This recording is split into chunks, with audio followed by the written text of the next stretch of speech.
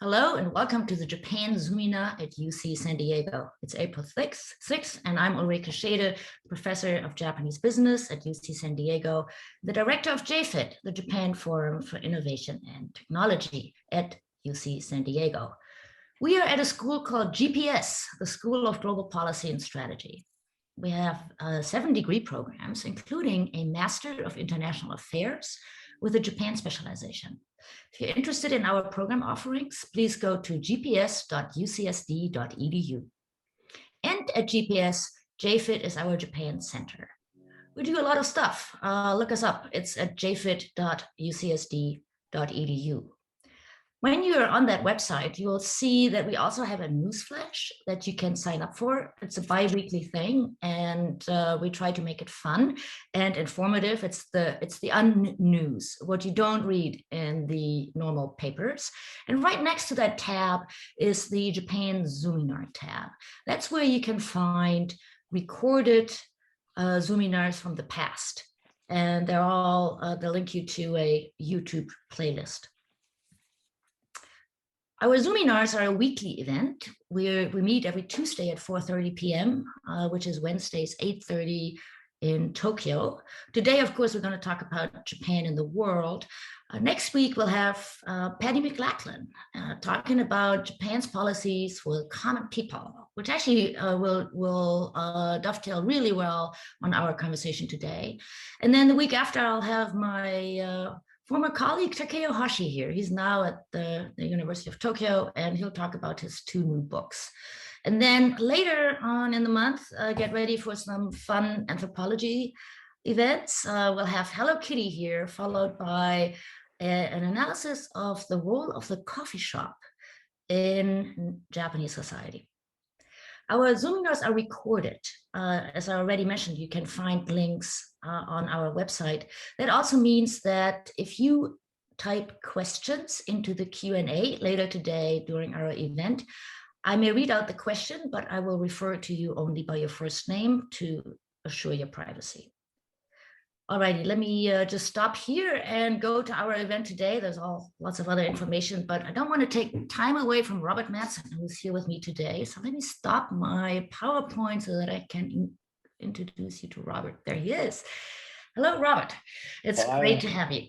So Robert Madsen is an expert on global politics, economics, and finance. And Robert, I introduced you on LinkedIn as a big picture thinker. And that's because of Robert's long track record of advising investment groups, companies, governments, big companies, big foundations. And he's also lecturing and consulting on international macroeconomic topics, including at the Stanford Law School annual law conferences. And he's currently a senior economist at the Hale Group. Previously, he's worked as an executive counsel for Unison Capital. And I want to talk more about that with you some other time, Robert, one of Japan's prime private equity capital companies. And he worked with the Bass Group. He was in a former life, I guess, for 15 years, wrote the Economist Intelligence Unit Japan Country Report, and also greatly informed their publications on China and East Asia. And I could go on. You were a fellow at APARC at Stanford, where I think we first met. You were a senior fellow at MIT at the Center for International Studies.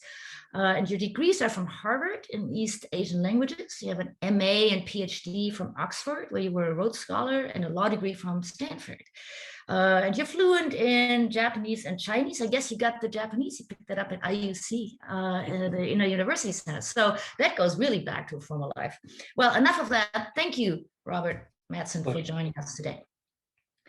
So big picture thinker, why don't you start us out with some of your thoughts on what is going on in the world right now? And, sure. And then we'll launch a conversation, and then the audience can later on during the conversation type their questions into the Q&A, and I will try to build that into our conversation today. Okay, that sounds good. Great.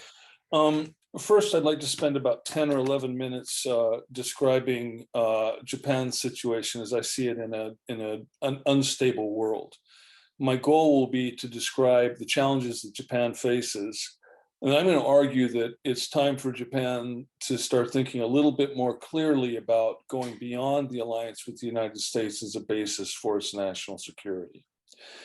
To do that, there are 4 points on which I want to talk. The first is an overview of what Japan thinks are its greatest security concerns right now. The second is the background to that, which I will describe perhaps a little bit alarmistly as a collapse of the world order. The third point is constructing a new global order. And then the fourth is the options available to Japan and which are most promising for Japan in that context. And the conclusion again is that it's time for Japan to look farther abroad, start playing a more active role that protects Japanese interests, but also promotes the interests of the United States and the West more generally. The first point is an overview of Japan's security concerns today.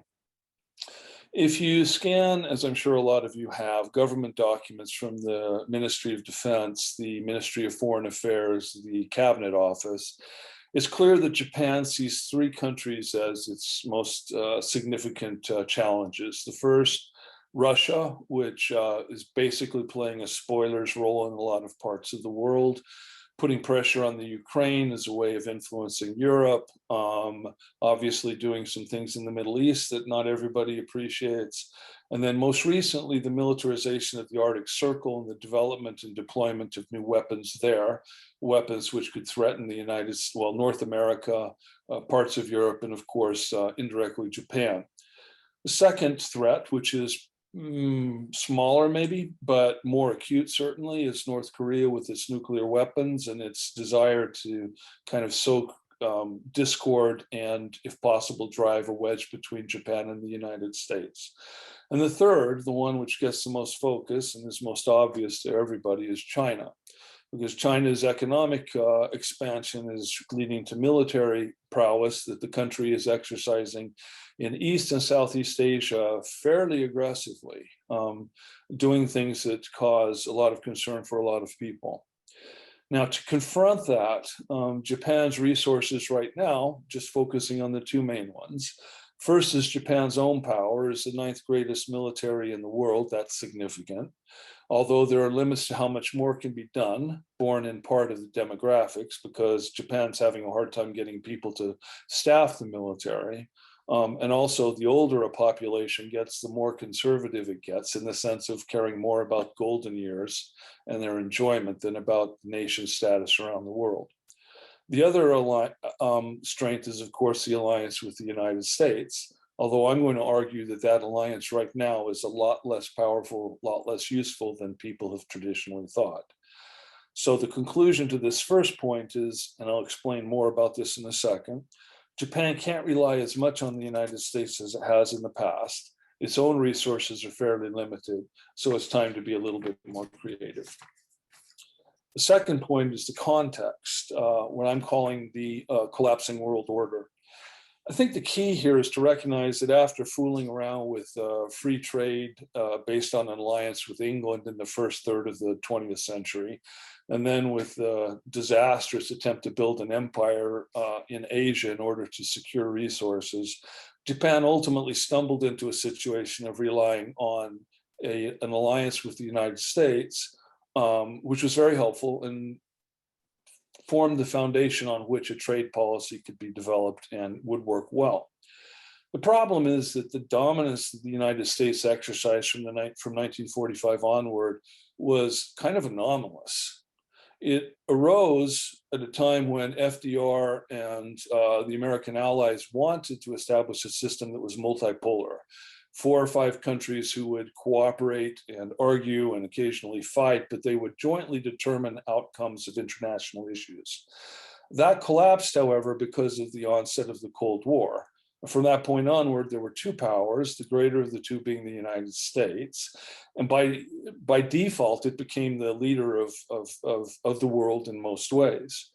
Now, that system depended on the weakness of other countries. It was born, again, out of World War II, when most of the world had suffered great destruction. The United States was the last man standing.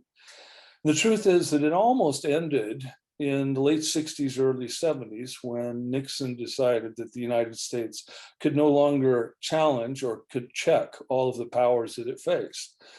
And the Pax Americana could have ended there, but Nixon's policy of détente was a clever way of weakening the potential adversaries to the United States, thereby allowing a country, the United States, that had less absolute power, less relative power, to maintain its position because its enemies couldn't cooperate with each other as much. That sustained Pax Americana. The system could have broken apart in about late 80s, early 90s too, because many of the countries around the world had gained so much power and influence that the United States wasn't dominant anymore. But then what happened was the collapse of the Soviet Union, which again put the United States in a position by default where it was the most influential power. What I would say is that now we really are seeing the end of that old order, wherein the United States was dominant either through alliances with others or through the weakness of others. If we look around the world now, we see that there's been a popular revolution against cosmopolitanism, meaning international cooperation, against national elites, and that's taken many forms. In Europe, Brexit, of course, also the rise of totalitarian or dictatorial regimes in Turkey, Hungary, and other places. And then, of course, Trump has weakened some US allies and some US alliances. Within the United States, the country is more divided than it has been in many decades. And although the Democrats, people who want to kind of restore the old way of doing things, are in power for the moment, there's no guarantee that's going to remain the case in 2 years or 4 years. It would be a big mistake to underestimate the degree of isolationist sentiment in the United States. So the conclusion that I'm suggesting here is that Japan can't rely to the same degree on its alliance with the United States because the old order that was dominated by the United States is falling apart. Which leads to my third point. How do you construct a new global order? Well, the pieces of the puzzle are easy enough to see. The United States, China, Europe, Russia, Japan remain the preeminent powers. So it's going to be some constellation of those powers. And ideally, it would be something like we had before, an alliance among or between the United States, Europe, and Japan, as well as some other countries, hopefully more than have been in that kind of alliance structure than in the past, with regional balances of power in different parts of the world. And I think that that would be a great outcome. The worst outcome would be for the United States, Europe, and Japan to remain internally weak and for their alliances to be weak. What I'm worried about is I think that we're closer to the latter outcome than the former. At first, again, the United States is hobbled by various things, by Trumpianism, isolationism in general, hostility to international institutions, economic problems, and COVID. Europe is substantially weaker, having lost Great Britain, facing internal challenges, and with more uncertainty in Germany than we would like to see. Meanwhile, China's economy and military continue to grow apace. Russia is expanding again, taking advantage, creating risks that it thinks it can run now, and that 10 years ago it wouldn't have dared to undertake. And even worse, because we see China and Russia cooperating together, there are other countries that are falling into that orbit. For example, Iran, a country that hates the United States, at least ostensibly. Truth is that the Iranian people would like to have a closer relationship with the United States. And US and Iranian interests in the Middle East are actually quite closely aligned. But because of the sanctions regime that's still in place, we see Iran signing an agreement with China, pursuing closer relations over the next 25 years. So what I see is a system where the Western powers are weaker, Eastern powers are gaining influence, and in East Asia in particular, that means the countries of Southeast Asia, while asking the United States to be more assertive, are seeking closer relations with China because they think they have no choice. And we also see North Korea, Russia taking more risks. Japan's vulnerable to a lot of new uncertainties, which leads to the fourth point. Given that the international order is shaken, let's say, and that the United States isn't as dependable now as it was in the past, what can and should Japan do? Well, I would suggest again that there is value in thinking a little bit more like Japan did in the 1900s when they formed the alliance with England, which is to say, if your rivals are continental powers like Russia back then, Russia and China now, having a friendship with countries on the other side of those powers who are very influential is a big advantage. And here I'm thinking again of Europe, that Europe is big enough to cause concerns to Russia and to constrain Russian ambitions in Eastern Europe and the Ukraine, the Baltic. Also, as a major trade partner for China, Europe has the ability to influence Chinese economic policy, human rights policy, and other things. There's also secondary countries such as Iran, India, where the United States has some form of relationship. But because the United States is preoccupied, those countries aren't getting a lot of attention. These are places where Japan, with its independent status, its better relations with Iran, can play a bigger role. So I would say that Japan can do a lot in its own interest by seeking to encourage greater cooperation in Europe and with Europe, and in other parts of the world as well.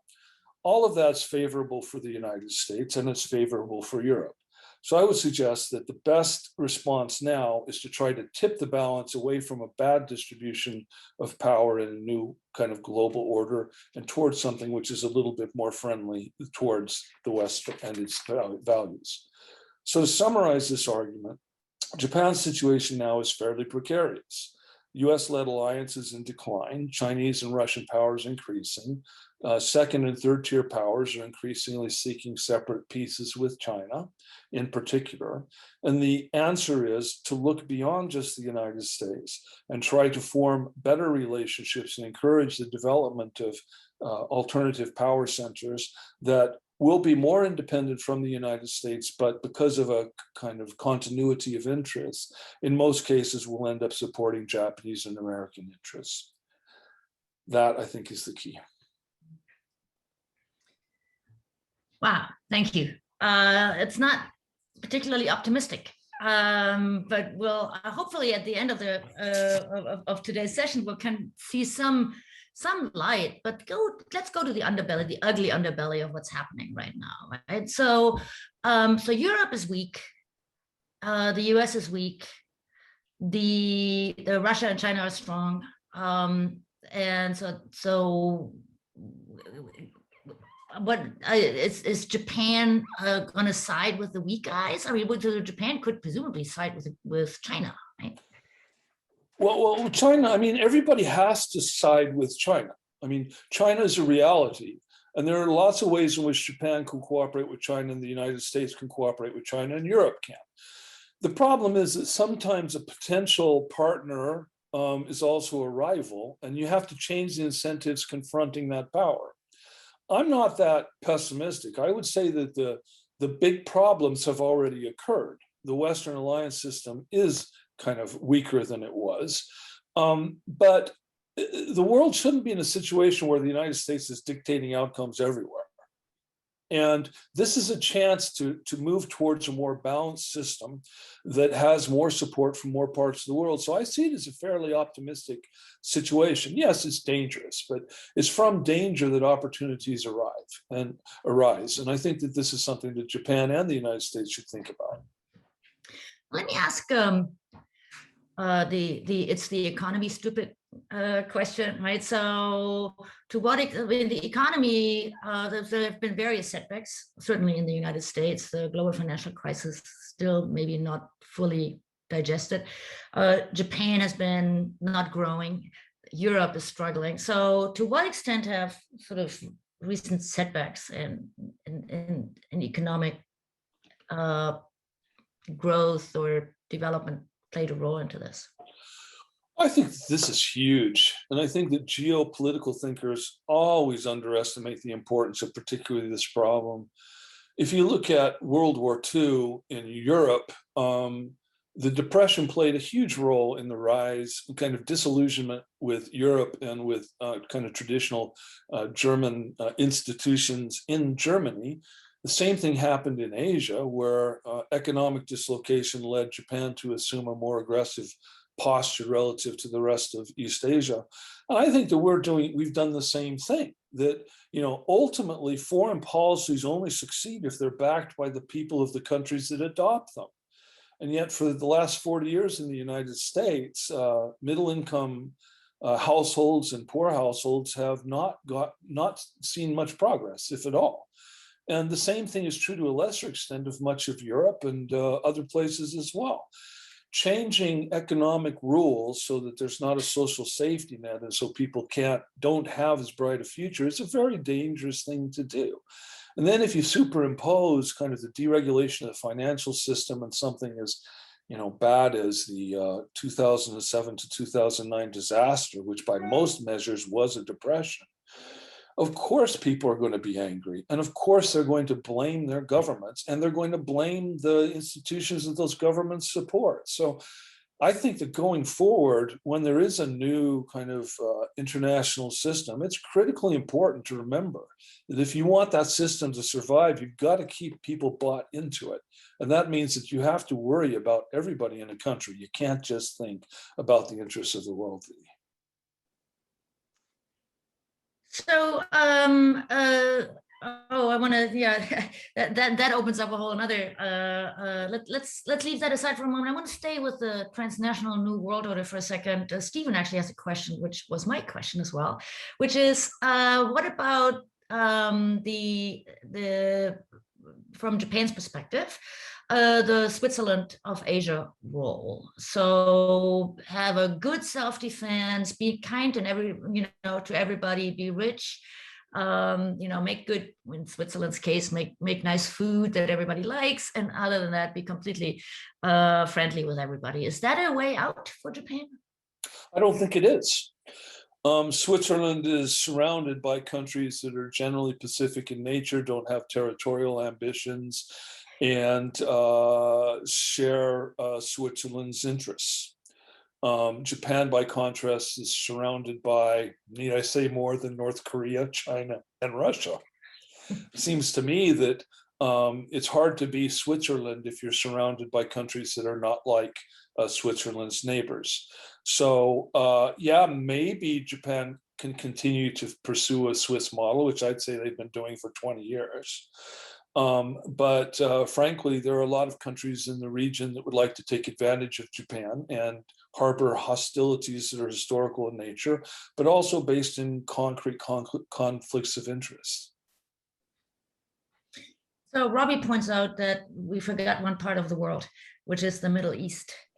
And what he's wondering is, if we develop new energy technologies that make us less dependent on oil and gas, and therefore that would then change the balance of power, and the Middle East no longer that important, what would happen to the world order?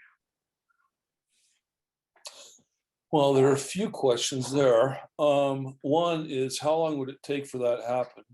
I think it takes decades, because weaning ourselves of hydrocarbons, or at least Middle Eastern hydrocarbons, is not going to happen easily, especially if you've got places like China and India that are continuing to grow quickly.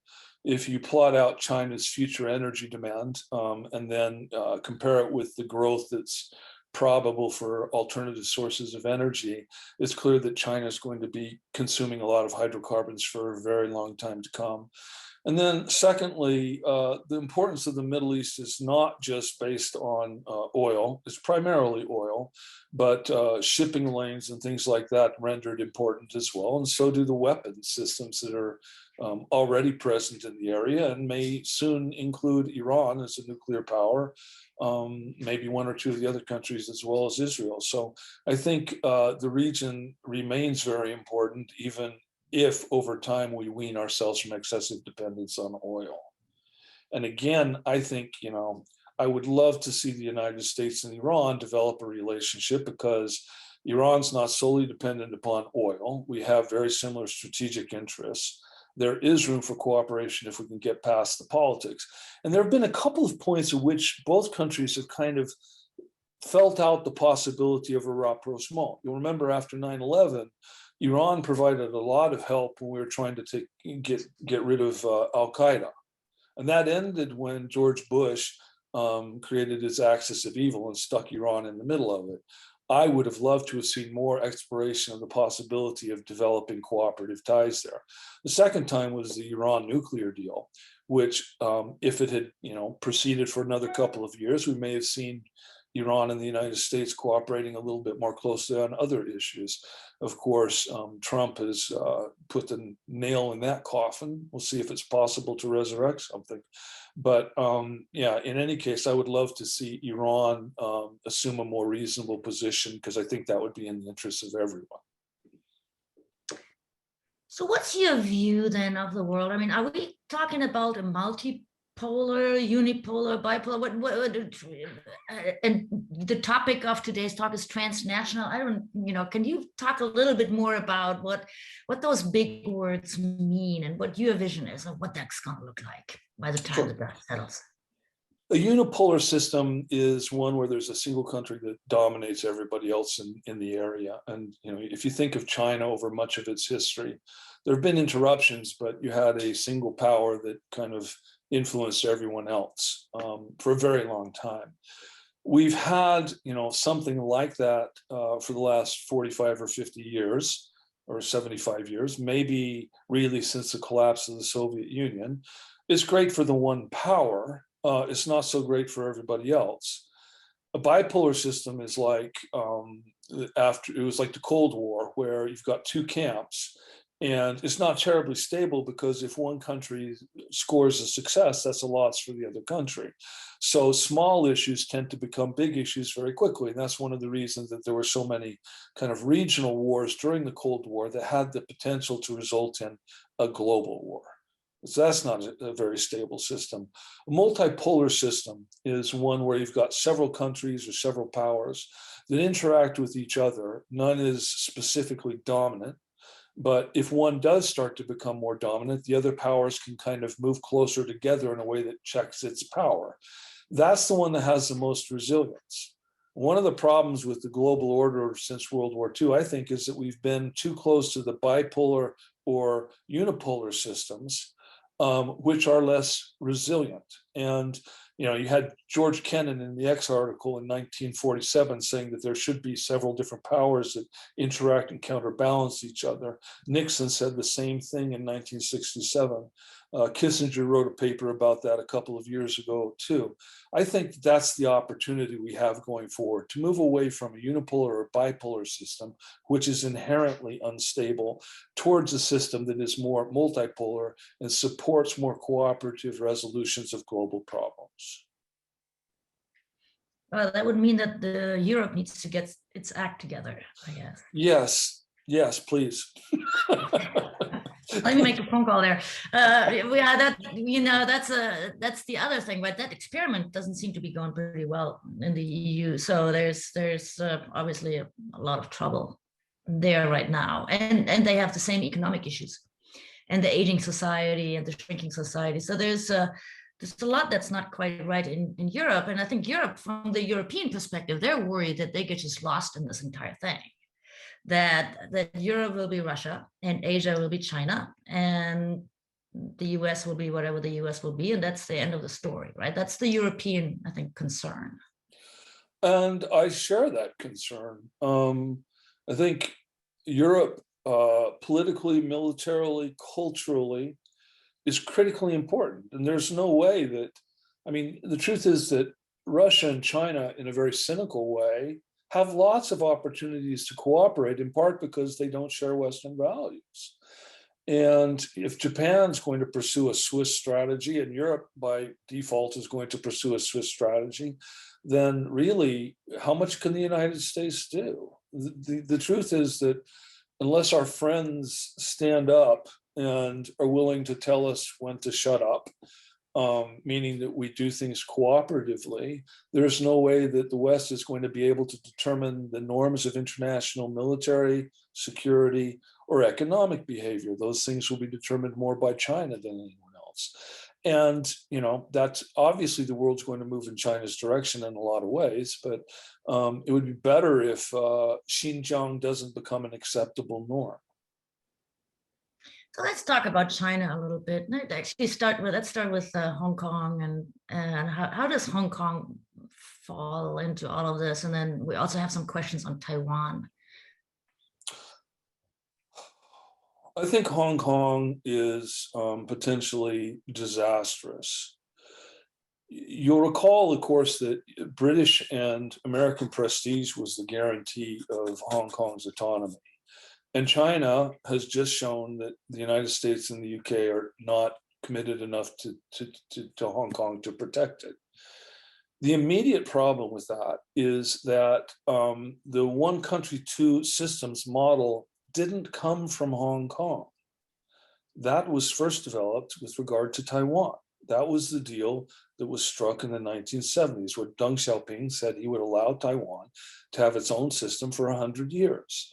What happened is when the debate switched to Hong Kong, they came up with the name One Country, Two Systems, and everybody thought that it came from Hong Kong, but it didn't. And that matters because if China could just stomp on Hong Kong and violate all of its commitments according to the One Country, Two Systems model, it can do the same thing with regard to Taiwan. Now, from Xi Jinping's position, he would go down in history as the man who had united most of China's overseas provinces with the mainland. He'd be a nationalist hero. The problem is that if Hong Kong were, and you see China's incursions into Taiwan's territorial waters and territorial airspace have increased really sharply, suggesting that either China wants to take over Taiwan or it wants to trade Taiwan's independence for Western recognition of Hong Kong's absorption into the mainland. Either way, China wins. But no matter what happens, the effect of Hong Kong's demise and Taiwan's the pressure on Taiwan is to call into question the ability and the willingness of the United States to defend other countries in East Asia.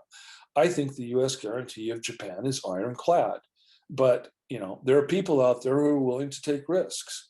So that's a significant problem for the entire region.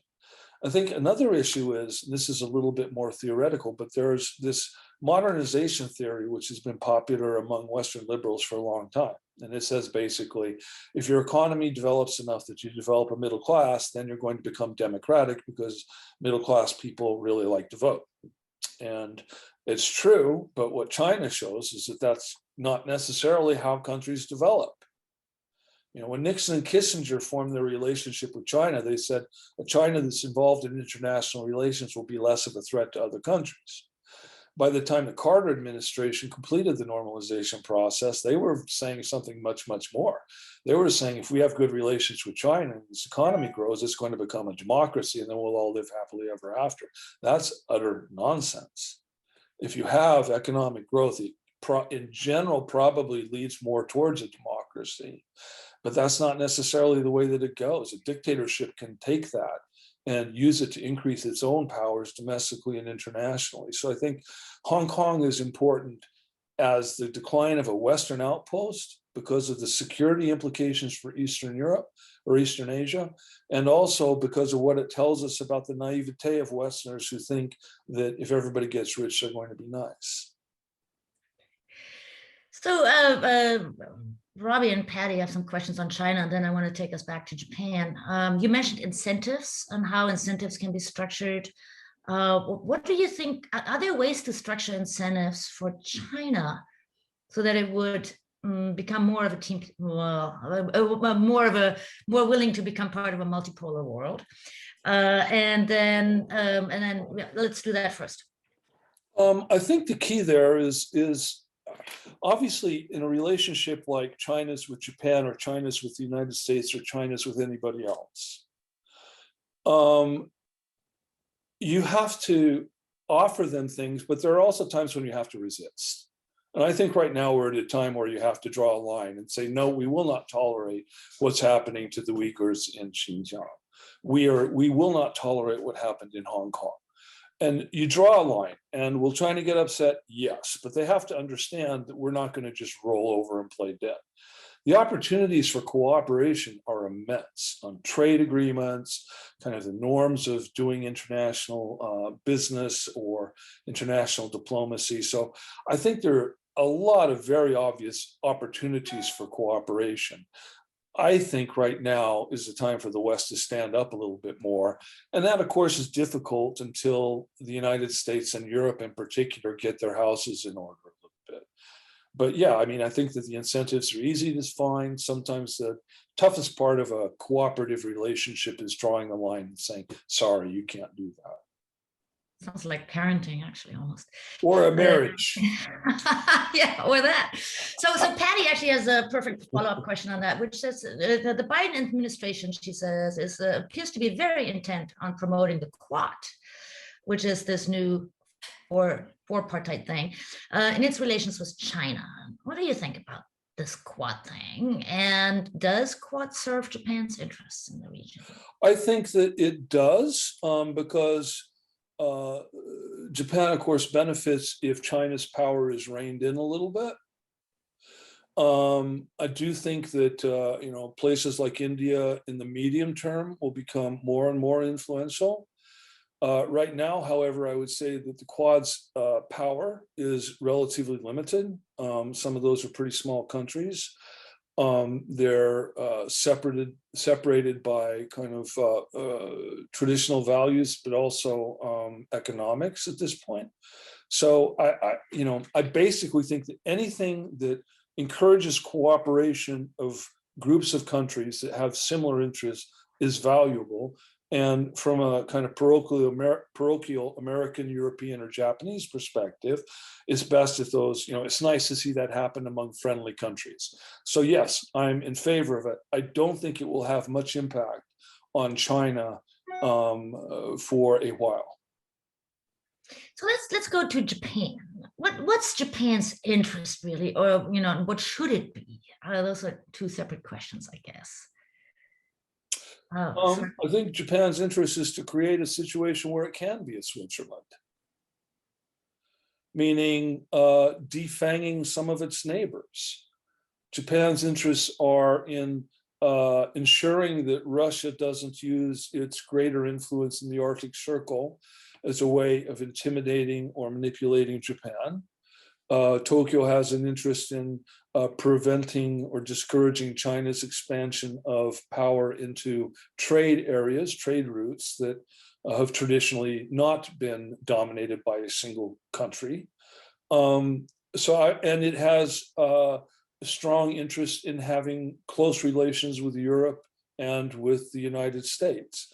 If those things are done, then Japan is able to focus more on its domestic affairs. So essentially what I'm saying is that if the international policies are managed right, Japan gets closer to the Switzerland model that Robbie and I think the country in many ways would like to pursue.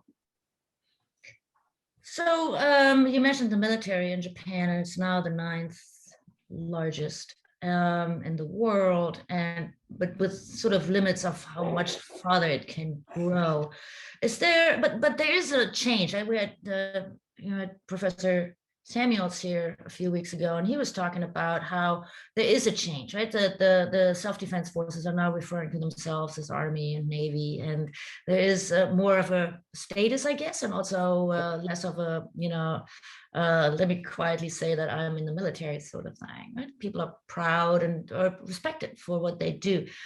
What is the Japanese public opinion on this? I mean, would the public opinion support what you're suggesting, which is to basically get the defense up a little bit more, I guess? I think it would,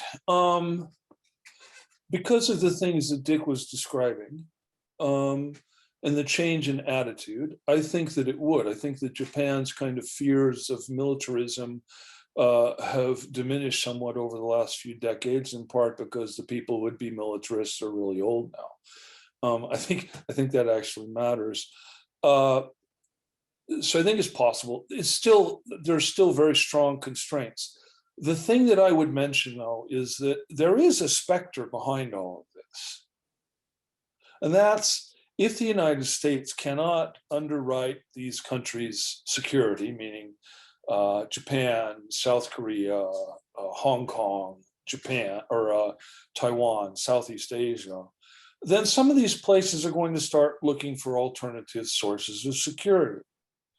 Now, the kind of previous episode of this was in the 1970s when Nixon and Kissinger started the normalization process with China. And Taiwan was frightened because, of course, its relationship with the United States was going to change. What did Taiwan do? It started pursuing nuclear weapons, and it started pursuing a relationship with Russia.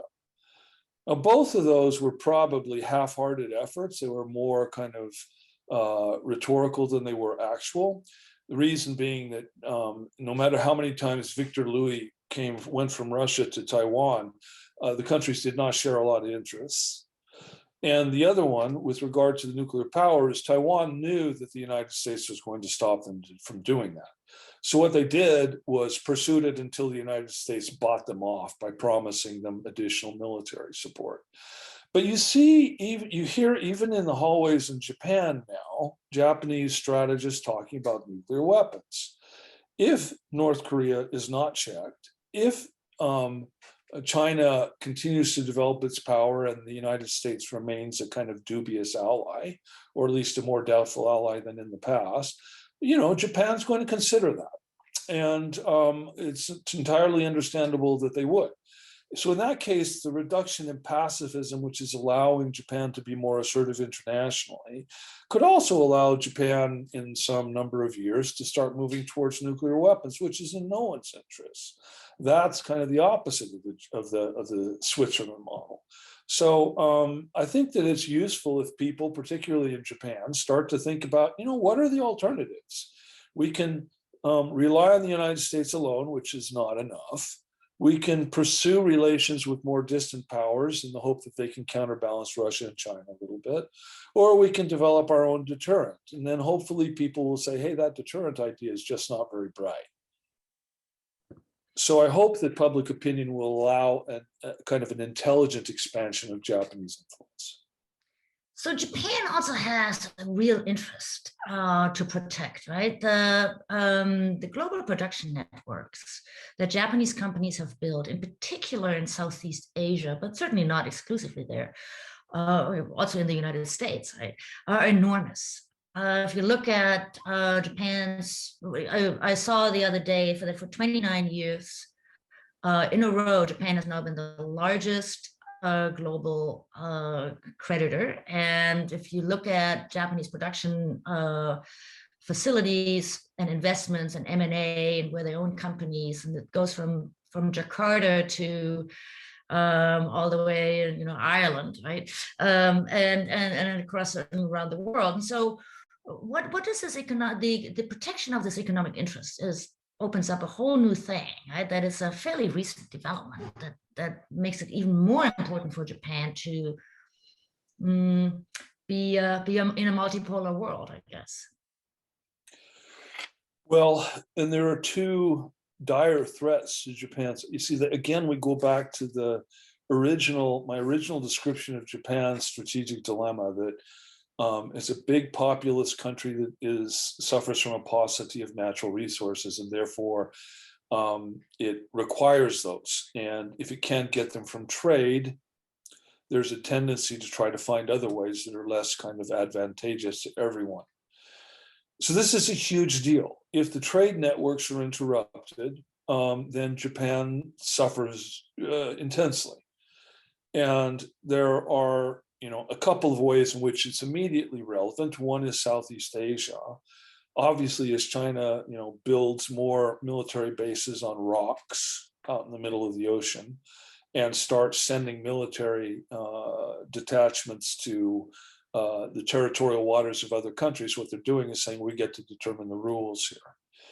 And that, from Japan's point of view, is unacceptable. Now, unacceptable is a black and white term. Everything is negotiated, but obviously Japan has very strong interests there. And I would suggest that the situation is becoming more dire because of global warming and the shrinkage of the polar ice cap, because that does open up a trade route along the northern coast of Russia, which will allow the displacement of a lot of shipping that used to go through the Suez Canal and the Straits of Malacca. And so essentially what we see is China increasing its influence in the parts of Southeast Asia that matter most to the Japanese economy, and Russia posing another threat to the north if trade is displaced to the north. So again, that's a reason why Japan by itself is not in a strong position. It's in a much stronger position if it can get Europe and the United States and maybe one or two other power centers to enforce rules about how trade and investment are handled in Southeast Asia and ultimately around the world. So some people think that this decline of the United States, if you wish, right? So this demise of the hegemon that kept the world balanced, for the last 50 years or more, that this demise is happening exactly at a time when both Russia and China are run by people that are very power hungry. And there's a lot of research on the narcissistic leaders and all of the particular people, Xi Jinping and Putin. How do they rank in the world category of bad leaders? I mean, in terms of or power hungry leaders or aggressive leaders or whatever you want to label that. Is it really true that this is a moment where it's an unfortunate clash of the demise of the US when these are so run by precisely these two people? I guess I would suggest that the nature of leaders is determined by the nature of a society or a polity.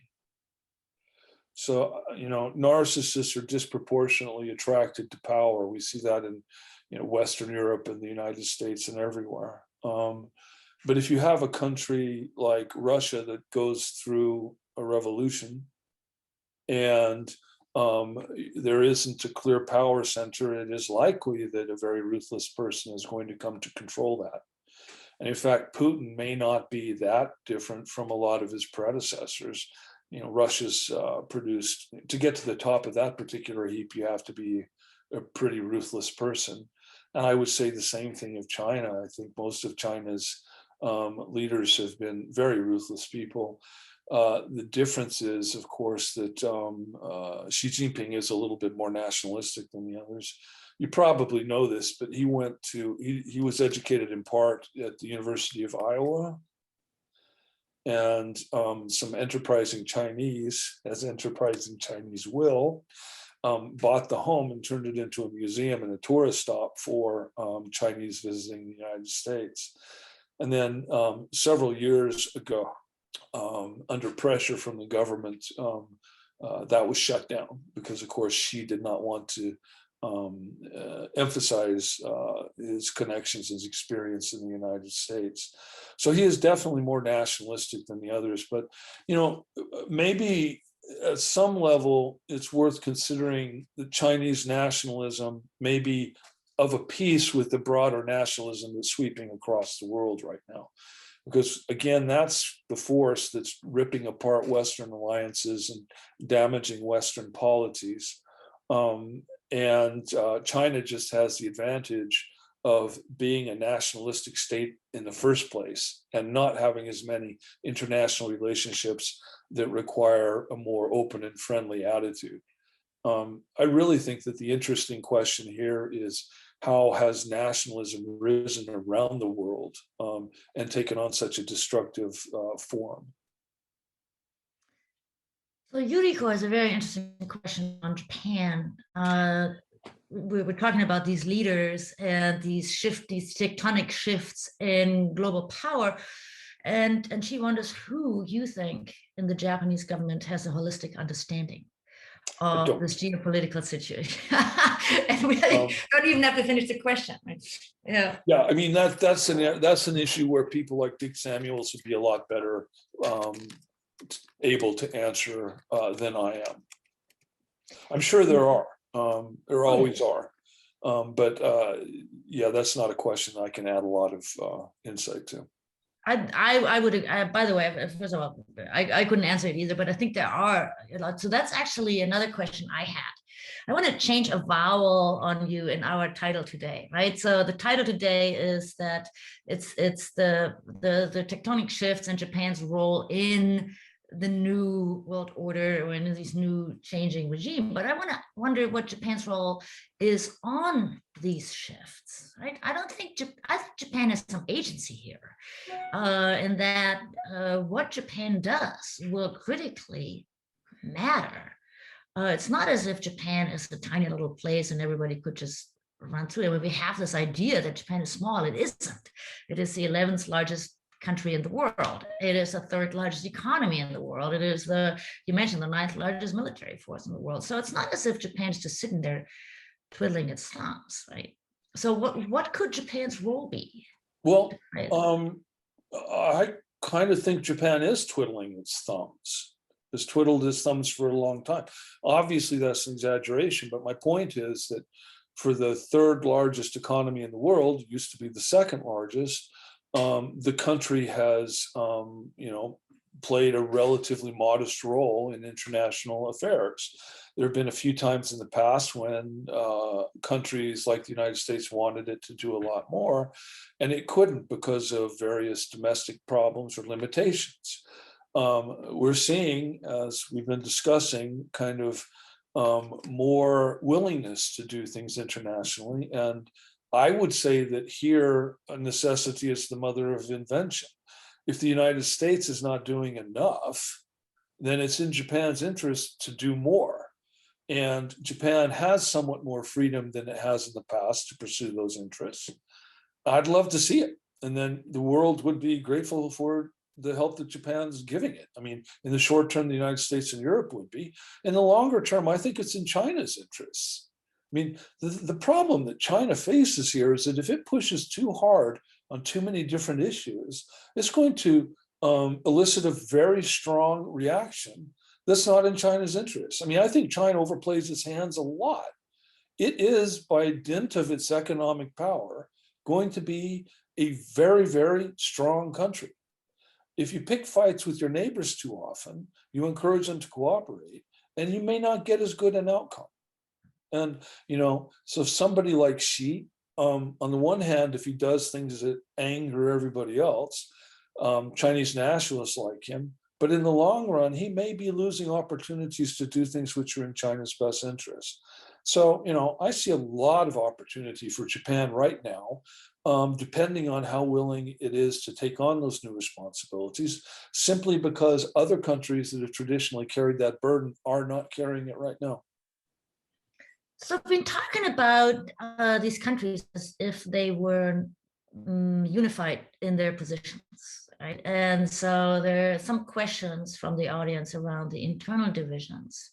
Let me give you one example of one that struck me as particularly interesting, which is that even as the United States government was beginning to play hardball with China, Wall Street was following the money, and the money was straight in China, right? And so even as there were some politics on the ground level, the money was still going, and that doesn't really add up, right? And then, so that's one type of division where the economy does something very different from the politicians. But then there's also like internal political divisions, whether that's Turkey or Russia or China. I mean, even we've mentioned Europe, but it's not even clear what the role of the UK is going to be in, going forward, or what NATO is going to do, right? So how do these multiple divisions play into your larger picture? Well, I hope that I kind of addressed that earlier, because I consider that to be the greatest problem. As I said, the foundation for an effective foreign policy is united public support of that policy. And the United States right now is divided 50-50, 51-49. There is not a consensus in favor of the kind of foreign policy that I'm suggesting. Europe, obviously, it's the same. So, I am angry at politicians who allowed social contracts to be torn up in Western liberal economies.